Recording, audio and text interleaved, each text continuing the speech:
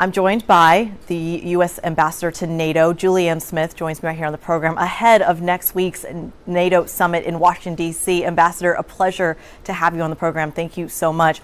I want to dive right into a question a lot of people on both sides of the Atlantic are asking, which is sustainability of aid to Ukraine. From your perspective and from your visibility, how long can we count on that?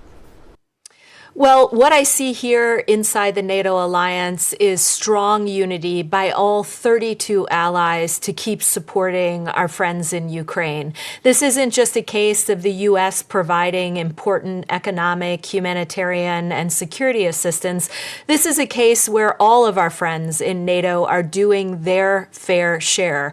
And let me just note that when Europeans in particular invest in capabilities to donate to the Ukrainians, they often come to the United States and purchase weapons and capabilities and assets from the U.S. because they're best in class. We can get them quickly into Ukraine, and the timelines for delivery are rather short. So this is an investment first and foremost in Ukraine, but I would note that the investments that we're making there come back and pay dividends in the United States as well.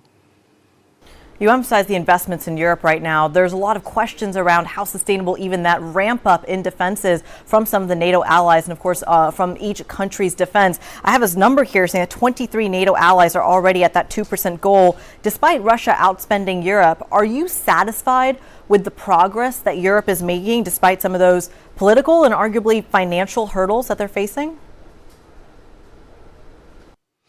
10 years ago, allies came together and decided that every member of the alliance would spend 2% of their own GDP on defense. When we made that pledge a decade ago, actually there were only 3 allies that met the target. So the big news that we have at the NATO summit coming up next week is that we're now at a point 10 years later where 23 allies now spend 2%. Now, your question was, is that enough?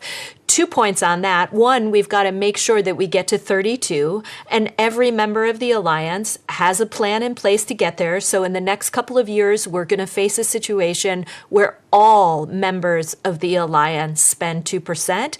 But here's the other point I would make. We have now multiple allies across the alliance spending more than 2%. We have countries in Eastern Europe, the Nordic countries, the UK and others, obviously the United States, that spend more than 2%. So not only are allies meeting the commitment, they're stretching beyond it. Well, they're also talking a lot about, at least there have been reports in the last 48 hours or so that NATO particularly is talking about a special station in Kiev in particular, and is also talking about centralizing some of those operations when it comes to training, when it comes to troops, when it comes to weaponization. Can you walk us through the significance of that?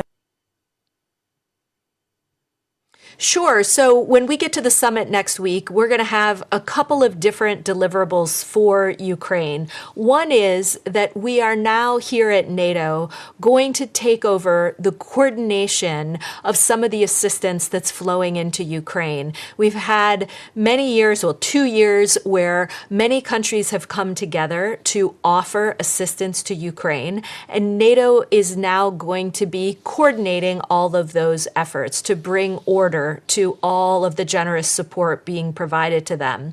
NATO is also going to take on the coordination of training. We have a situation where many countries in Europe and the United States are providing training, and now NATO is saying they can coordinate those efforts again to bring greater coherence.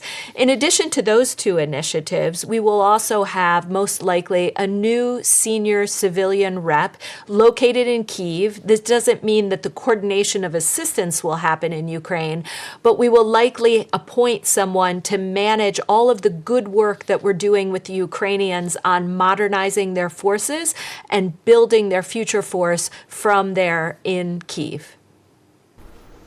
Your predecessors, Douglas Lute, Ivo Dalder as well, the previous ambassadors to NATO, have said that this is a move that basically Trump-proofs NATO. But in addition to doing that, it also protects against the rise of the far right that you're seeing in Europe. From your perspective, how dire is that need right now? Well, the new initiatives that I just mentioned for Ukraine are actually being put in place so that we can bring greater coordination to all of the efforts that have sprung up over the last 2+ years. It's not necessarily about guarding against political change. I mean, look, the alliance is 75 years old, and it has dealt with many decades of political changes, different administrations coming in on both sides of the Atlantic. So we can cope with that irrespective of what happens. This is about helping the efforts that are being provided to support Ukraine, coordinating them and bringing them all together under one roof. And NATO feels like it has some institutional advantage in doing that, since it helped so many members in Eastern Europe transition into the alliance to become full-fledged members over the last 20 years. So modernizing, helping a country modernize its forces is something that we know how to do here in NATO HQ, and that's why NATO is moving out with these new initiatives. But Ambassador, for how long? We're talking about the sustainability of aid. I'm curious how long, from your perspective, Ukraine is expected to need that kind of aid. Are we talking about years here, a decade, months? What kind of time frame?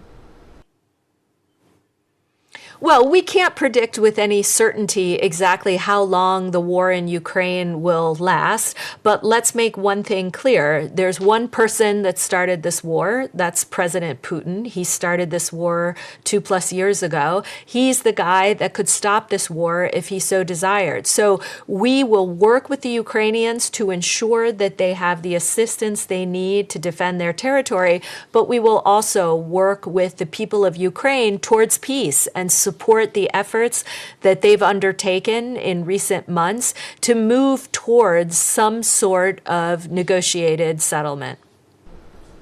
And Ambassador, a final question to you on the cooperation between Russia and China in particular, not only when it comes to Ukraine, but an axis that's being formed perhaps in response to NATO as well. How preventable is that from your perspective? Can anything be done to counteract it? We spend a lot of time here at NATO headquarters talking about the deepening relationship between the PRC and Russia. China takes every effort, every chance it can get to argue that somehow it's a neutral player in this war in Ukraine. But in reality, the PRC is providing a long list of dual-use components, things like machine tools and microelectronics that are enabling Russia to pursue this war of aggression in Ukraine. So here inside NATO, we're making sure that we can expose the fact that the PRC is no longer a neutral player and warn China about the risks of getting behind Russia in this unprovoked war of aggression.